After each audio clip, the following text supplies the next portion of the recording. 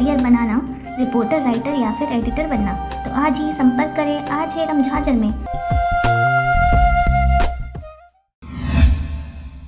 खबर है बलौदा बाजार का। संयुक्त जिला कार्यालय बलौदा बाजार में मनाया गया सद्भावना दिवस। जिला कार्यालय भवन में देश के पूर्व प्रधानमंत्री श्री राजीव गांधी की जयंती सद्भावना दिवस के रूप में मनाई गई। जिला कलेक्टर श्री सुनील कुमार जैन ने राजीव गांधी के छायाचित्र पर माल्यार्पण कर श्रद्धांजलि अर्पित की। कलेक्टर ने इस अवसर पर उपस्थित सभी अधिकारी कर्मचारियों को सद्भावना दिवस की शपथ दिलाई।